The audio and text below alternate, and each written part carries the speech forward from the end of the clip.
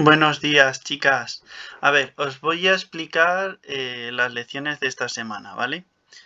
El, el primer punto es la teoría atómica de Dalton, la página 82 del libro, ¿de acuerdo? Dice así, la aplicación del método científico al estudio de la materia comenzó en el siglo XVII con la observación sistemática del comportamiento de los gases. A esta observación le siguió el estudio de los cambios químicos en los que la experimentación permitió establecer importantes leyes cuantitativas. Vale, hacia el 1800 el químico y profesor inglés John Dalton, teniendo en cuenta las evidencias experimentales acumuladas para la fecha, rescató del olvido el concepto de átomo y lo hizo protagonista de su teoría atómica. A ver, ¿qué es lo importante de esto? Hacia el año 1800 hubo muchos científicos que se dedicaron a estudiar los gases. ¿Cómo se comportaban los gases? Es decir, si cambio la presión, ¿qué sucede con el volumen y la temperatura? O si cambio la temperatura, ¿qué pasa con la presión y el volumen? Es decir, estudiaron la relación entre la presión, el volumen y la temperatura que tiene un gas al que se le va sometiendo a diferentes cambios. Y a partir de ahí surgieron las tres leyes cuantitativas que conocemos, la ley de Boyle, la ley de Charles, ¿vale? Y la ley de Mariotte, que vimos en el tema anterior. Pero estas leyes eran experimentales, no tenían una explicación teórica. Fue John Dalton quien dio esta explicación teórica, ¿vale? Y en su teoría definió una serie de ideas básicas que se le llama axiomas o postulados. ¿Cuáles son los postulados que os tenéis que aprender de esta teoría? Pues estos tres que marca en el cuadrito este. Dice, la teoría atómica de Dalton se resume en los siguientes postulados. Primer postulado, los elementos están formados por pequeñas partículas indivisibles e indestructibles llamados átomos. Vale, este primer postulado lo que significa es que los átomos siempre están enteros. No se pueden dividir un átomo en dos partes y formar parte de sustancias distintas. Es decir, la materia está formada por átomos y estos átomos están siempre enteros. ¿Vale? Que no se puedan destruir significa que siempre hay el mismo número de átomos. No puede cambiar el número de átomos. Si en el universo hay 1000 átomos de hidrógeno, habrá siempre 1000 átomos de hidrógeno, porque no se pueden destruir. El segundo postulado dice, los átomos de un mismo elemento son idénticos en su masa y propiedades. Los átomos de elementos diferentes poseen masa y propiedades distintas. Vale, este segundo postulado es muy importante porque es una manera de decir que si yo conozco las propiedades de un átomo, puedo decir de qué elemento es, qué sustancia es. ¿Vale? Cuando hablamos de elemento, acordaos, son los que aparecen en la tabla periódica. El hidrógeno, el oxígeno, el carbono, el hierro, ¿vale? Todas las sustancias que aparecen en la tabla periódica son los elementos, ¿vale? Entonces, estudiando las propiedades o masa de los átomos, si yo soy capaz de averiguarlo, podré decir de qué elemento es, ¿de acuerdo? Esto no es del todo cierto. Hoy sabemos que existen lo que se conoce como isótopos, es decir, átomos de un mismo elemento con diferentes masas. Pero eso lo veremos un poco más adelante en este mismo tema. Y el tercer y último postulado dice, los átomos de los elementos se combinan para formar compuestos en proporciones dadas por números enteros sencillos. ¿Vale? ¿Qué quiere decir esto? Esto quiere decir que un número fijo de átomos que son indestructibles e indivisibles son capaces de unirse para formar lo que hoy conocemos como una molécula, que eso es la partícula de un compuesto. Vale. Aquí os dan dos ejemplos que lo vais a entender perfectamente. Por ejemplo, el ácido clorhídrico es una sustancia y no es un elemento, es un compuesto. Es decir, todas las sustancias las podemos dividir en compuestos o en elementos, ¿vale? Todas las sustancias puras. No estamos hablando de mezclas, ¿vale? Cuando tengamos una sustancia pura puede ser o un compuesto o un elemento. Un elemento sería el hidrógeno, que solo tendría, por ejemplo, átomos de estos que vienen aquí. Por ejemplo, el elemento hidrógeno solo tendría átomos, bolas blancas, ¿vale? El elemento cloro, pues solo tendría bolas amarillas. El elemento oxígeno solo tendría bolas rojas, como veis en la pantalla. Entonces, pero el ácido clorhídrico es un compuesto. ¿Por qué? Porque tiene dos elementos, que es el hidrógeno y el cloro. Como veis, siempre se une un átomo de hidrógeno a un átomo de cloro y forman una molécula, un compuesto, y esta es la proporción en la que se unen. Cuando dice se unen en proporciones dadas por números enteros sencillos, pues sí, se une un átomo de hidrógeno con un átomo de cloro para formar el ácido clorhídrico. El 1 y el 1 son números enteros sencillos. O por ejemplo, dos átomos de hidrógeno se unen con un átomo de oxígeno para formar agua. ¿Vale? El 2 y el 1 son números enteros sencillos, ¿vale? Eso es lo que quiere decir. Con esto ya podréis hacer los ejercicios planteados, ¿vale? Para el lunes, que, a ver, espera, aquí estarían. El lunes 11 tendréis que hacer el ejercicio 2, ¿vale? De la página 82. Esto ya lo hemos explicado. El de la 84 ahora más adelante lo explicaremos para que podáis hacer los del 4 y el 6, ¿de acuerdo? Venga, vamos a la página 84 y luego volvemos. 84 es esta, ¿de acuerdo? En la página 84 hablan... Bueno, no, tenemos que explicar la 83, sí. El átomo por dentro, las partículas subatómicas. Muy bien. Dalton, cuando explicó su teoría atómica, fue algo muy positivo porque dio una explicación teórica a todas estas leyes experimentales. O sea, dio una explicación de por qué sucedían las cosas que pasaban con los gases, ¿vale? Que no sabían por qué.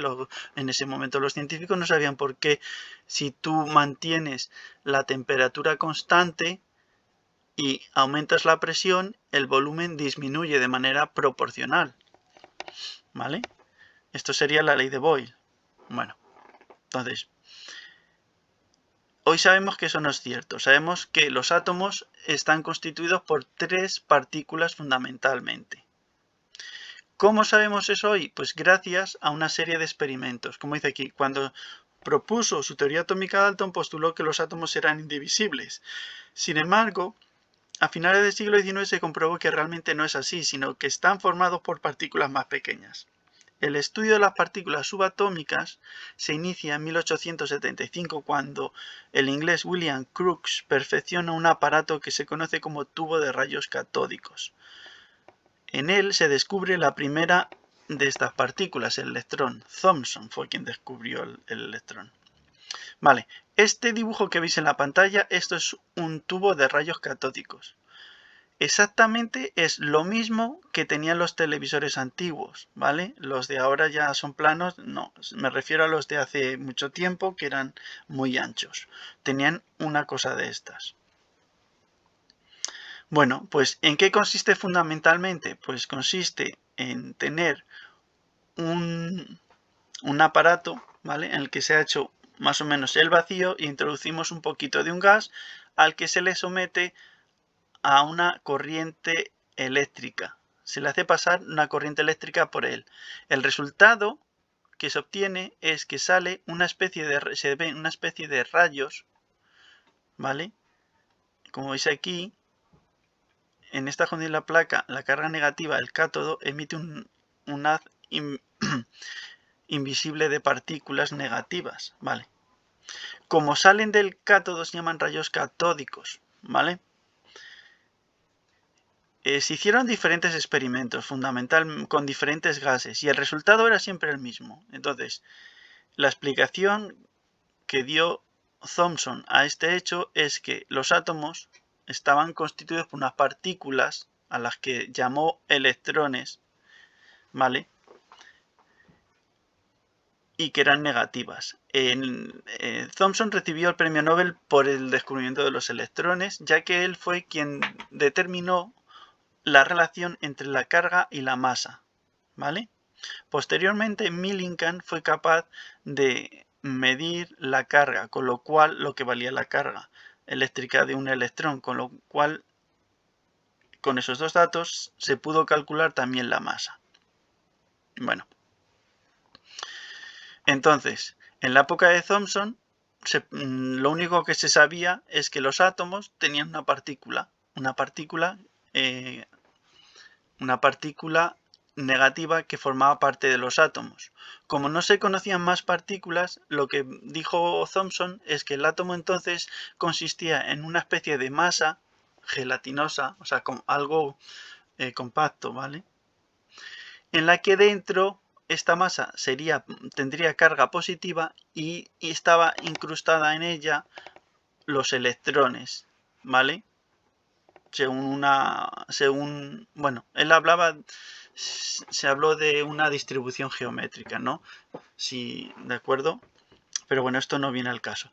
El resultado de la masa positiva con la masa negativa de los electrones daba lugar a algo neutro, porque se sabía que los átomos, y se sabe hoy, que los átomos no tienen carga eléctrica. ¿Por qué? Porque la suma de todas las cargas que hay dentro de un átomo es cero siempre. ¿Qué es lo que pasa? Que los científicos siguieron estudiando y un científico muy importante, Ernest Rutherford, hizo un experimento súper importante en el que demostró que existían más partículas. Bueno, aquí no viene descrito, pero bueno, el experimento de Rutherford sencillamente es que con una serie de... utilizó radiactividad, ¿vale? Y con partículas alfa bombardeó una lámina muy fina de oro. Entonces, encontró que la mayor parte de las partículas atravesaban la lámina de oro sin rebotar, sin desviarse, como si nada, ¿vale? Entonces, la explicación que dio Thomson es que en realidad los átomos, la mayor parte de su masa está concentrada en el centro del átomo, en un espacio muy, muy, muy, muy pequeño, de manera que es muy improbable chocar con él. Por eso la mayor parte de los rayos no chocaban. Entonces, no sé si era uno de cada 10.000 rebotaba. Entonces, a partir de esta proporción, él dedujo el tamaño aproximado del núcleo. Bueno, para poder encajar todo esto, la existencia de los electrones y la existencia de un núcleo atómico muy pequeño, entonces Rutherford lo que postuló es que existían en el núcleo los protones, una segunda carga, que tenía carga positiva, ¿vale?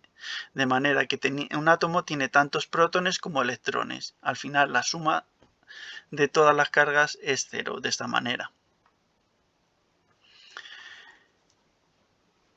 Más tarde, bueno, también Rutherford habló de que podía existir una partícula en el núcleo que separase un poco los protones porque claro, muchas cargas positivas en un espacio muy pequeño debería repelerse. Entonces, postuló la existencia de otra partícula que uniría, ¿no?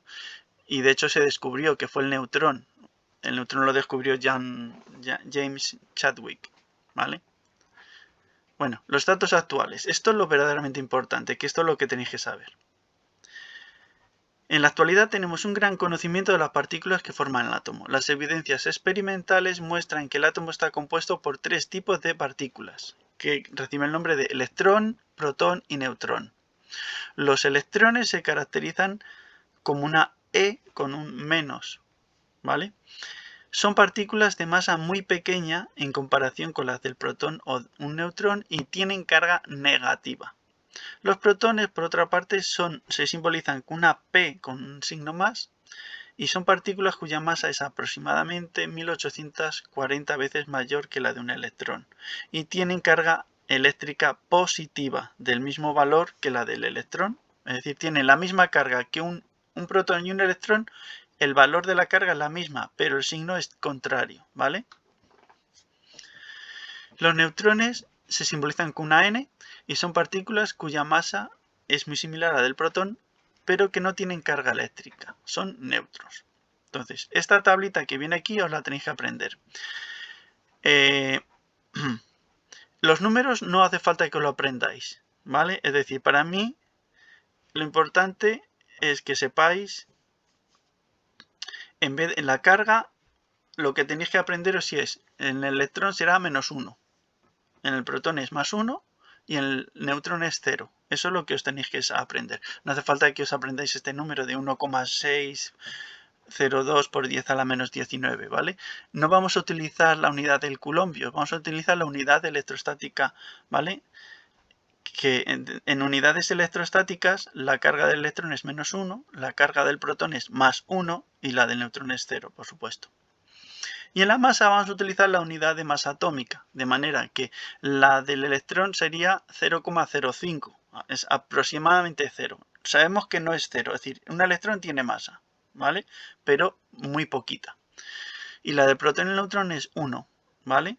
De manera que este cuadro, con las unidades que vamos a utilizar, sería aproximadamente 0 la del electrón, la masa, la del protón 1 y la del neutrón 1, ¿vale? Bueno, con todo esto ya podéis hacer todas las actividades del lunes, ¿vale? Simplemente os tenéis que saber los 3 postulados de la teoría atómica de Dalton y os tenéis que saber las propiedades de las 3 partículas que forman los átomos y que hoy en la actualidad conocemos, ¿vale? Esto sería todo para la clase del día 18. Hasta luego, chicas.